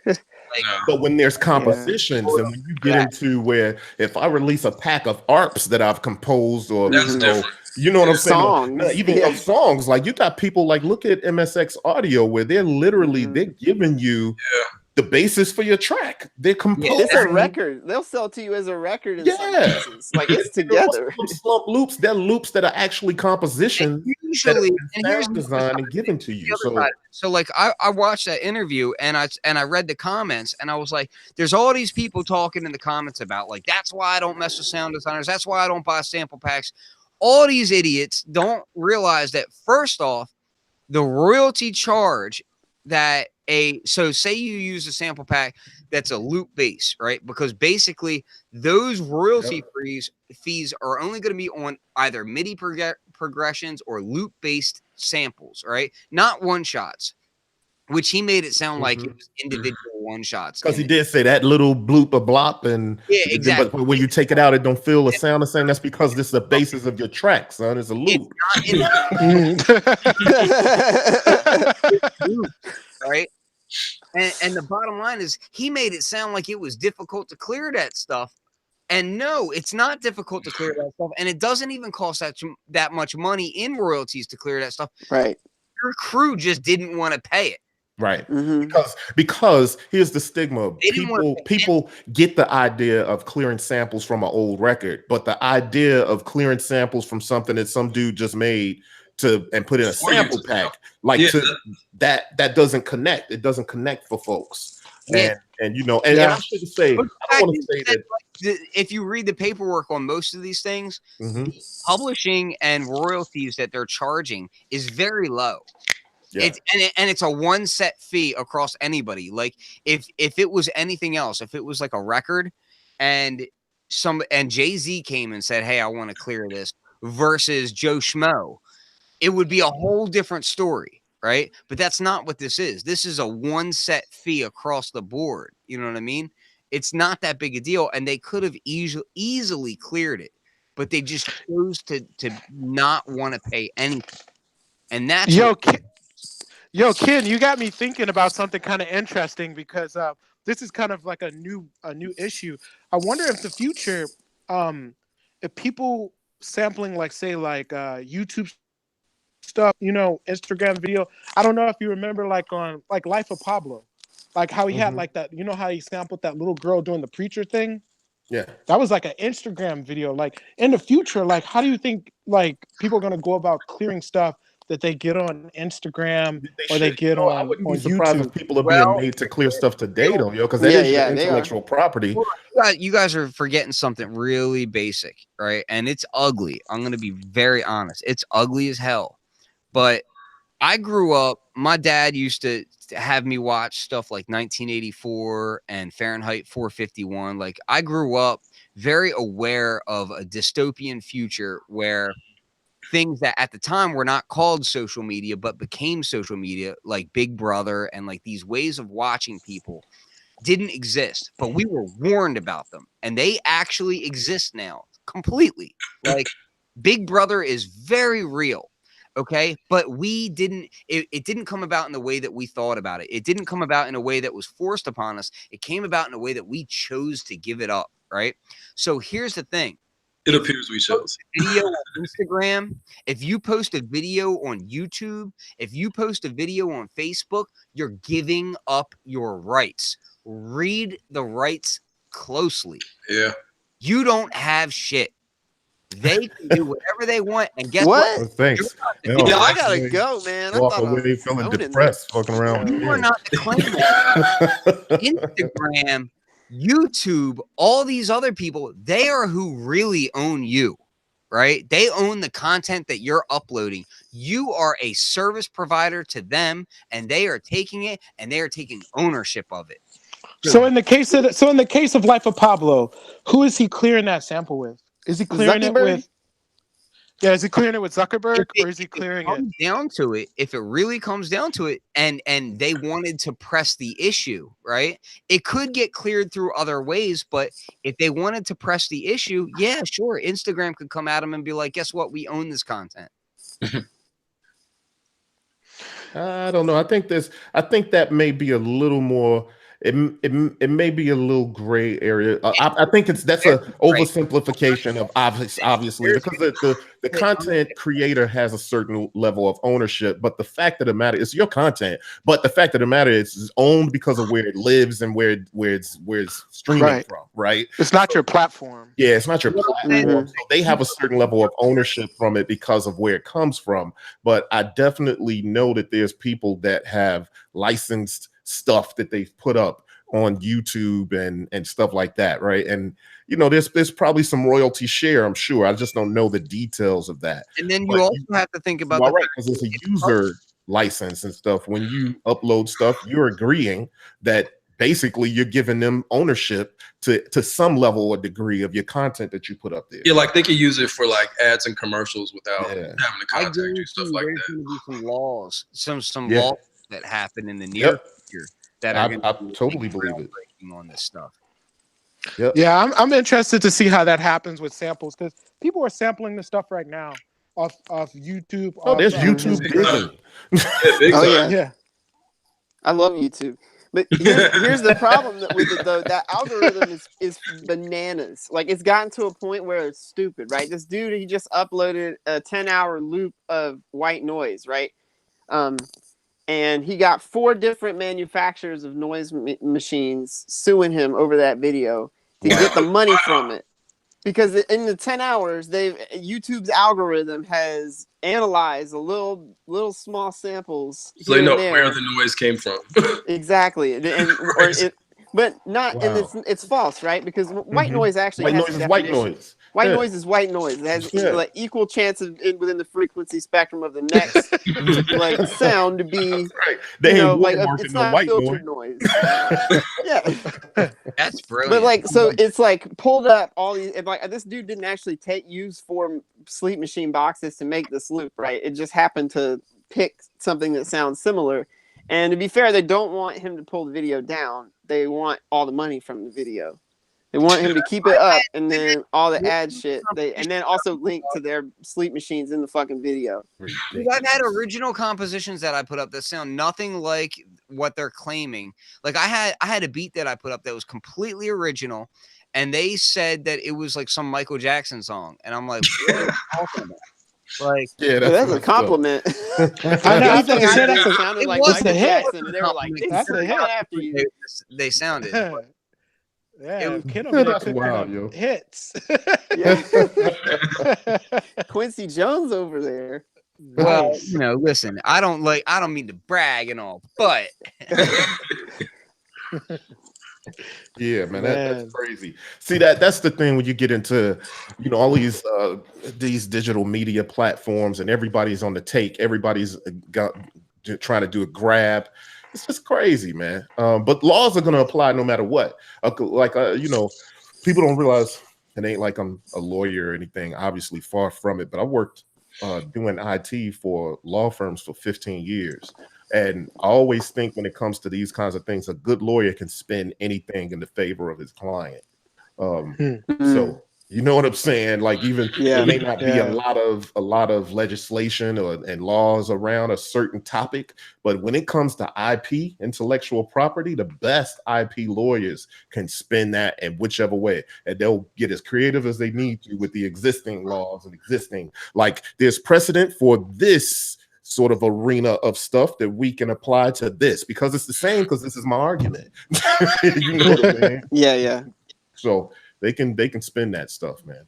But yo, what was it? There was something else we wanted to get into. Aaron, what was it? I know we've been on. Oh, I wanted to. Well, I don't know. We were talking about stop biting, but I actually don't mind this one because I like this case and I wanted to share it. Just before he says something that everybody gonna want to bite, he makes that disclaimer. But yeah, let's do it. But yeah. If you want to try and get it on the website, it's MTBLSM.com. And that's the mechanism case that I just picked up. Man.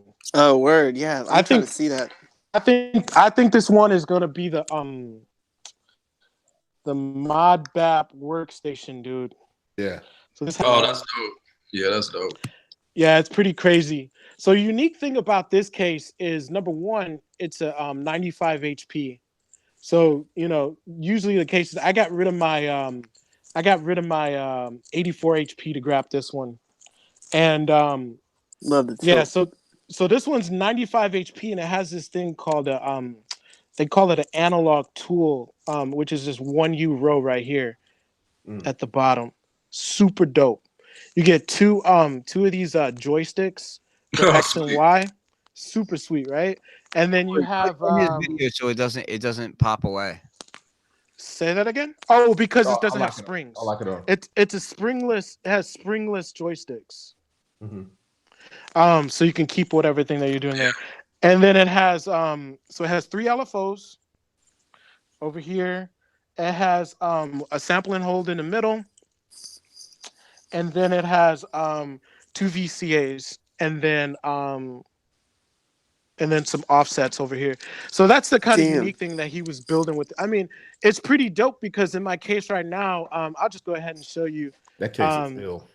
Yeah, I have my cockpit right here, made by Endorphins. I have my Winter Modular Eloquencer. Shout outs to Lee over there. I got the Felix in the middle because I wanted some more knobs. My ER301 distings, which I know that my man over there, Corey, hates.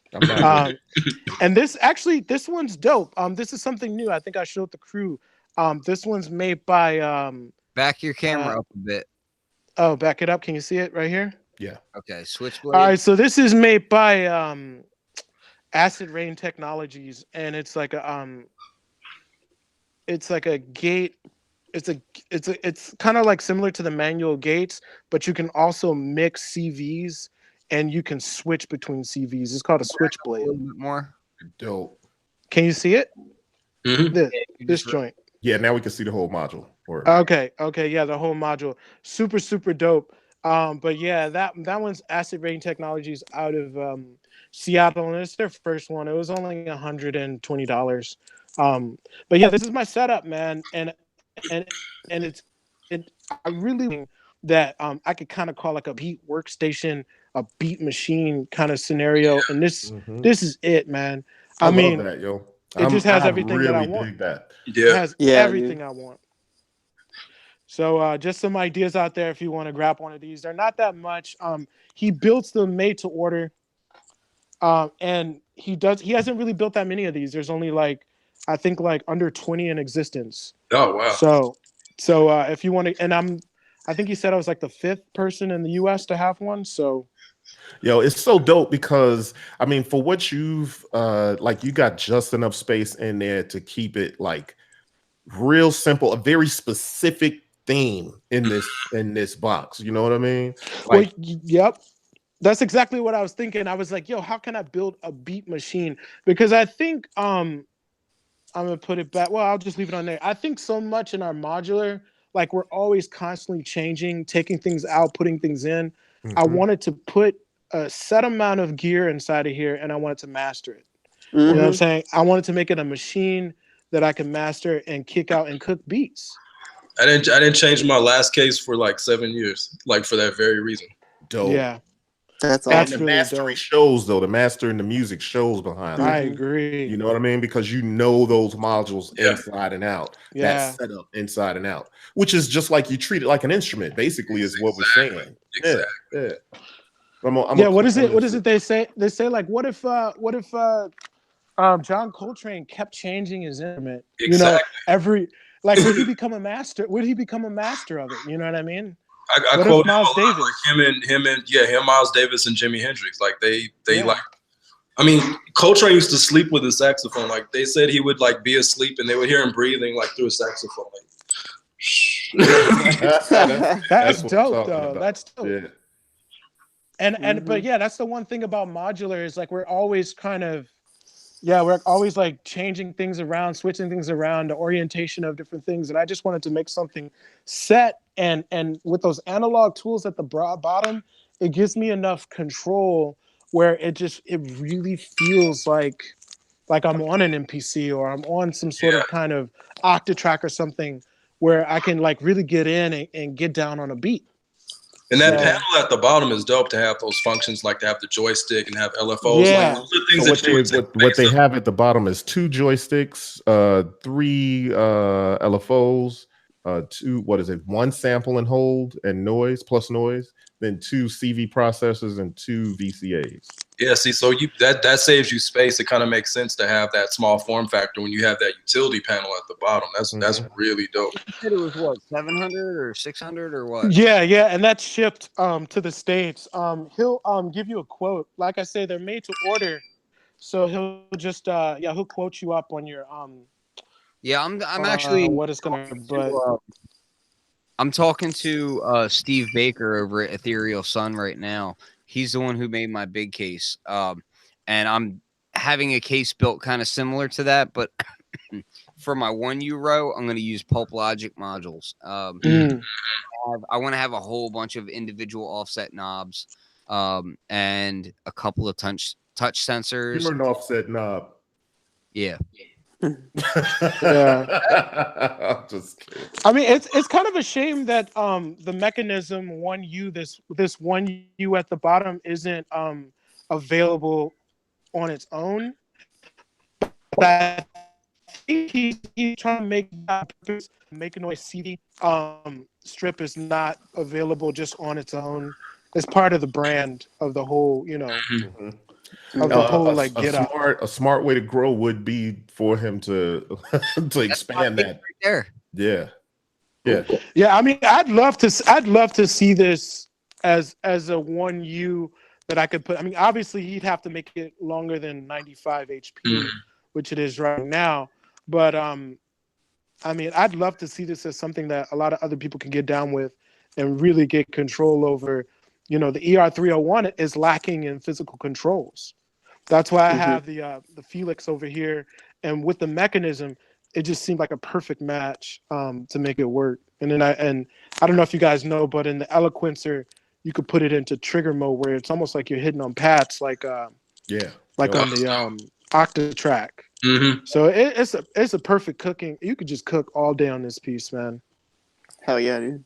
Straight up. That's impressive.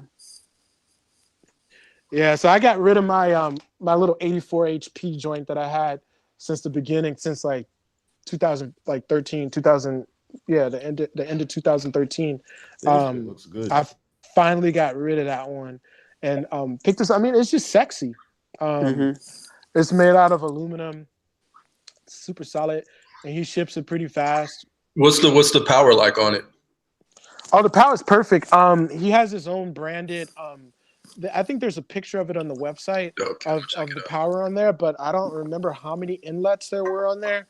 But he has his own mechanism branded. That's cool. Where is it shipping? Yeah, his board. You hear me, Aaron? So what'd you say? I said, where is it shipping from? Oh, he's shipping it from Hong Kong. Actually, it was crazy because I thought the dude was in Japan when I first when I first reached out to him. I thought he was in Japan, but yeah, he's in Hong Kong. There was a dude in Hong Kong back in the day. I had an 84 HP case, and it had a utility panel, but it was just all multiples. But he was based in Hong Kong. He used to make stuff to order. I wonder if it's the same dude. Yeah, this dude's name is Thomas. I don't know. I've never seen his picture. I don't know if he's American or not, but he's definitely innovative, and he seems like he's trying to push the envelope with this and make this like a performance case and a composition case. That's cool. So it definitely just it makes you want to compose. It makes as soon as I saw it, I was like, well, that's like perfect for just it makes you want to just get in and perform. Fit in there perfectly, like exactly. Yeah. Oh, and it's on that angle too. I don't know if you guys. Right. That's what's dope. Yeah, because of the angle that happens with it. Like, see, I can imagine like right now the way I have my joint set up. I have my iMac sitting up on the stand, which is where my audio interface is, and I keep a keyboard, which now is the MS-101, sitting in front of that, and then I have my computer keyboard and trackpad.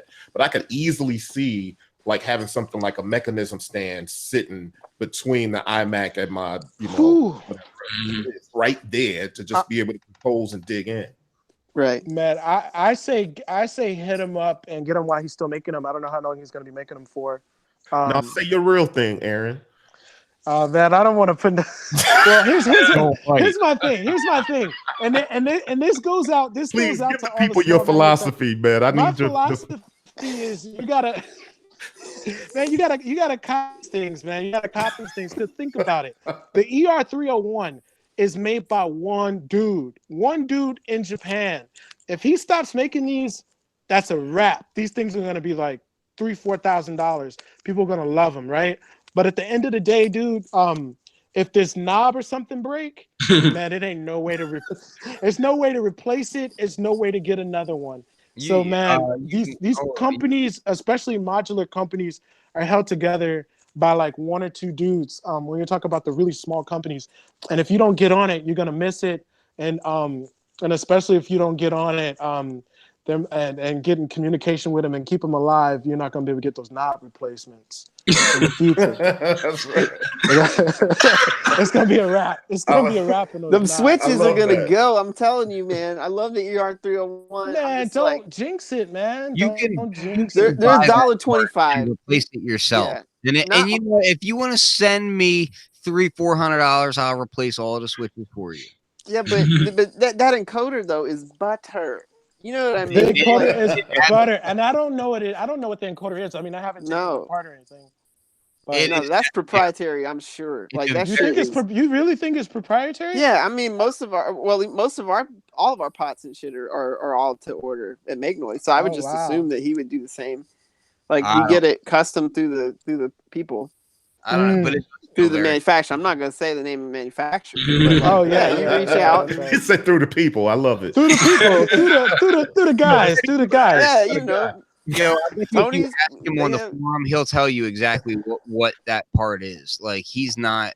Yeah, he's very active on the forum, and like I'm very happy with my ER301. Like super happy with that purchase. Yeah.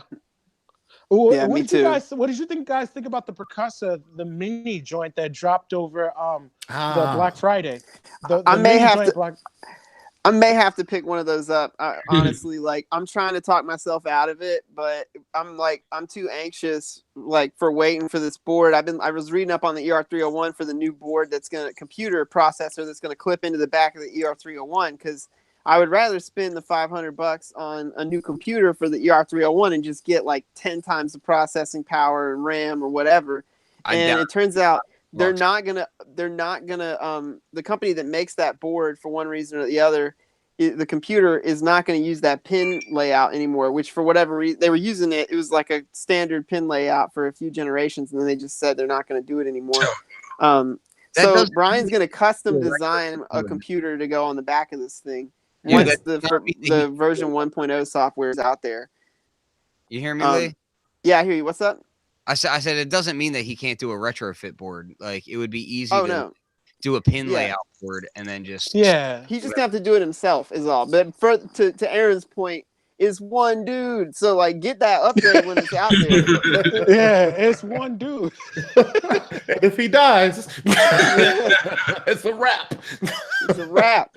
It's done, right? Yeah. I don't know. The MSSP looks cool to me, and the fact that he's releasing a software editor that can run on your Mac or Windows is really, really dope. Can you put that on your screen, Ken? I can't. The Kickstarter for that one? Corey can. Yeah, I'll do it. But I mean, he posted a video. He posted a video to Facebook this week of the 8-voice wavetable oscillator, and that was dope. It's pretty dope for real. It's doing the things, and definitely, to where the ER301 can't do, honestly, which is 8-voice polyphony at the moment. But for $550 though, it's still hard for me because 301 can definitely do 8-voice polyphony. It's just a matter of how it's laid out. So what I'd like to know, it feels like the ER301 is like a tinkerer's heaven. Not that you can't just, set it and forget it and work with what you work with, but it seems like to me the percussor is more of a here's the presets or whatever it is that you're going to use, and it just you use it, not necessarily too deep of a tinkering sort of thing. Inputs and outputs that the 301 has, so it's trade-offs in both directions. The processing chip in the Percussa is obviously, much faster processor in it, but the layout, to me, I still prefer the 301, even though the 301 has one knob and then those two screens, and this has four knobs and then that one really nice screen. I still kind of prefer the 301 because the 301, you can connect up your own 16 knobs or whatever, 16, 17, 18, 19, like 20 knobs you can connect to it theoretically and be good to go. You know what I mean? So, so to what we were talking about earlier in this conversation, where we're like, the perfect sequencer doesn't exist all in one box or MPC. Like Eurorack is the opportunity for that to exist. And to your point, Ken, it's like you can have the tap sequencer, whether it's something like a Pressure Points or a Dobas TSNM, to where it's velocity sensitive pads that you get, they're off the grid rhythms, just like on an MPC. If you want to work that way, plug right into the ER301, but then also plugged into the ER301, you can have something like Eloquencer, which is basically like the electron style sequencing with conditional triggers per step and all this and that. So like basically how you want to work is up to you. If you want more knobs, you have knobs. You never anymore is it like, damn, I wish Akai would have thought of this and this. It's like, no, I wish I had my money together so I could get more offset. It's definitely, it's taking control of your system. And I really think, Shiro, I think you would really like the Eloquencer because I come from the Electron workflow, and it's just like, it's seamless, man. It's the same concepts are there. The same concepts are there. It's amazing.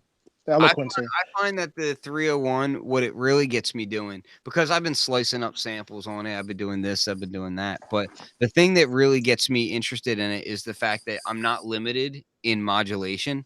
So if I'm like the other day, I was just out of nowhere. I was like, you know what? I'm going to take the Amen break and I'm going to modulate the Amen break by the Amen break while I saw that. That was really dope too. And I was like, and I could just do it. And it didn't even it took me but like 3 minutes to do it. Like it took me no amount of time. Like I just thought up an idea and I could do it. You know what I mean?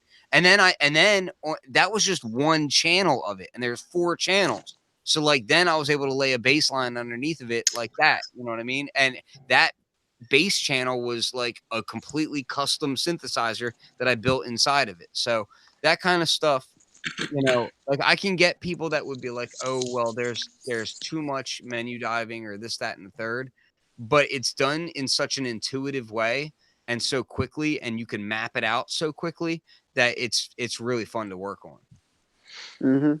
Yeah, but isn't there the outputs don't output CV. That's one drawback. It's AC coupled outputs. Hopefully he releases and he can make it happen if he chooses to. He doesn't die. Expander. What's that? And he doesn't die. In those conditions, it could under those conditions. Under those conditions.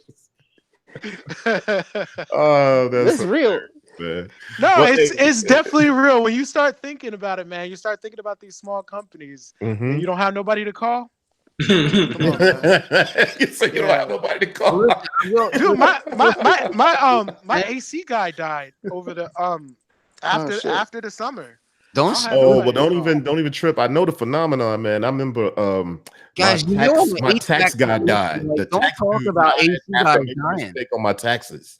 Like, oh no.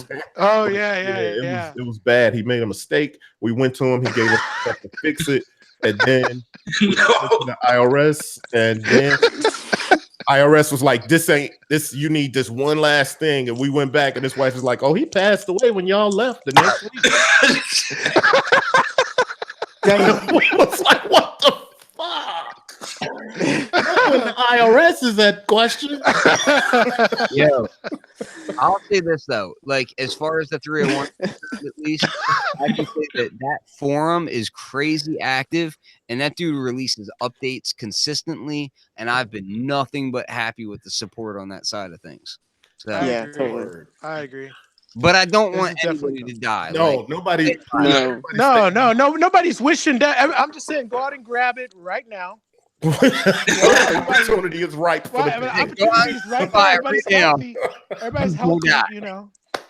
I'm sorry, that's the super most hilarious stuff. Brian, if you're watching, we do not want you to die. No, don't. This is just a thing. Like, the fact of the matter is, if you buy something from Arturia, it don't matter if Glenn Darcy works there anymore, right? Because you can call Arturia. That's the thing. So when you got the 1-man, 2-man shops, you know what I mean? Like for instance, you know what I mean? You could be caught up in the California wildfires at the place. Then exactly. Yeah. You got to wait on all that to happen. Absolutely. Can I just show you guys something real quick? It's sort of on topic, but I just wanted to show you this because you guys got me doing this crap, and it kind of irritates me. But okay, y'all got me eBay shopping, and this. Oh no! Rack. This is another one of those rack reverbs that stays on my list. The MPX. Yeah. Oh shit. Yeah. I remember that. I remember that one. MPX 500. Come on, man. Like, that's not. Wow. Like, and instead people are gonna buy a plugin. But like, dude, our heads are on the same plane, and you know by our conversations that we won't talk about on the air here because you're gonna be messing up Lee's eBay game. Right. They killed Daniel's. They killed Still's eBay game hard. But Still killed his own game. He brought it up. True. He brought it up. But I'll give you like the rack gear. Like there's some previously unobtainably expensive gear that existed in the rack mount environment that was like 4 figures. You know what I mean? Crazy. 5 figures. Right. That now you can get for a few $100 if you got the right eyes open and you watch the right YouTube videos to know what's up. And also, what's making me really appreciate some of those old RZA beats, they're kind of old now, but the earlier 2000s ones, late 90s ones, is like he was performing and programming MIDI on these synthesizers, and like it's a sound, it's a vibe, and I mess with it. Like it's different from Wu-Tang, and it's evolution. And I don't know. I appreciate that anytime people are doing that with their sound. So anyway, I like how we're kind of, even though we're in different areas and all do different things, like our heads are always in the same place looking. Yeah, it is. Every time we link up and talk about stuff, it's like, it's kind of on that same stuff, man. But I don't know where Kim went, but we hitting 2-hour mark, which is I don't think we've done a 2-hour show in a long time, but it's always good chopping it up. That means it's a good conversation. So, we're going to end it on that note. Anybody got anything they want to plug or any last words they want to leave before we jump off? I do. I got one quick thing, and because my video is not working, I'm just going to do this real quick, just so people can get an idea. So this right here, can you see it? Is it not showing? No, it don't show at all. I can't see anything. You just said your video ain't working, and look at this. I know you're like. He's like, look at this. By the way, my video's not right. Right. Use your imagination. It's some kind of trick. Use your imagination and pretend I'm showing you something amazing. I got a new sample pack that's coming out for the MPC format. So any MPC that uses the software, so like the Ren, the Studio, the X, the Live, all that stuff, the Touch. I'm working on a multi-sampled instrument pack that if you saw all the synthesizers that were behind me and in front of me, it used all of that. It was made in the past couple months. And so I'm going to try and get that out hopefully by next week. I just finished the last instrument today. So I just got to format it and put it out. But yeah, so that's what I'm doing. So keep an eye out for the latest Flux with it experience for MPC, Akai MPC. Word. And just want to add in, Aaron, you mentioned the Switchblade, and somebody in the chat, Chic Donnybrook, says, I've got a pending bid on eBay and just bought a Switchblade. This is what I get for tuning in. So, Aaron? Yo, it's crazy, man. Yeah, dude. But you should be able to get the Switchblade straight from the manufacturers. I mean, They're only $120. Well, he said he just bought a Switchblade, but he's got a pending bid on eBay for something else. He didn't mention what else it was. I got you. Okay. Yeah. Gotcha. So yeah, but yeah. Well, what about you, Aaron? Anything going on? You know what? I'm gonna save it for the next show. I'm gonna have some more details, but I got a couple of records I'm gonna be dropping. But they're only gonna be available here in the area, Chicago area. 606 Records and Hyde Park Records. I'm gonna give more details on that. It's basically whenever I go over there because the records are already done. But I'm gonna be dropping a couple hot joints pretty soon. But next week we'll talk about it. I'll show it to you and everything like that. Aaron, are you gonna be copping those bulletproof hoodies from Sticky Fingers? Is that really a real thing? Did you guys not see that? The Mad Face bulletproof hoodies? I thought it was a joke. I'm not even gonna get into it any further than that. I'll let people research it on their own. Yeah, we'll have to bring that one up. I think I just blew up my man's spot. He said, "Yo, my wife just heard all that. I hope you wasn't trying to keep it a secret about your bids and your purchases. I'm sorry." Wow, it's like my wife just heard it. He said, "You just bought something." I just felt a frying pan to the face. That's hilarious, man. I'm sorry. Excuse me. All right, as we move through, Lee, you got any last comments or anything you want to leave folks with? Yeah, I guess I don't know. I was listening to Guru the other day, and he said something that kind of stuck with me, which is, if I get the quote right, I often find it's easier to give advice than for one to rule their own lives. That's why I try not to get caught up in the hype. And I kind of want to. That really stuck with me, and I kind of want to just say to everyone out there, don't think anything, don't get caught up in the hype, think anything that we're saying is gospel by any means. Live your own lives, do your own thing, and make modbap. Make whatever, just make art. Now you done just messed it all up. That should have been the closing remarks. Now I still gotta go on to the rest of the I can't follow that shit. I can't follow that shit at all. Damn, I'm seeing a T-shirt behind this kind of thing. Yo, Shiro but I love it, man. And he's got to generate some kind of serious vibrations right now. All right, Shiro, you're up. I don't know what to say after that. I just got a tape coming out. That's it. I'm dropping a cassette with Normandy Falls in January, and I'm gonna do my first digitone modbap, like kind of modbap sound set. Ooh. Yeah. Ooh. I've been looking for that. I've been looking for that one. Capitalism.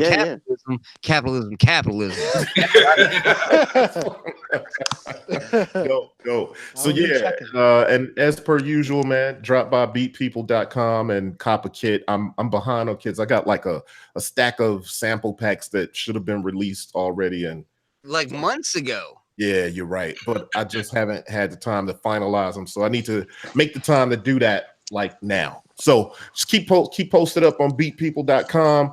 Check out bboytechreport.com for the latest in news and music tech reviews. And check us out next time. Beat People Podcast episode 1 out. Peace.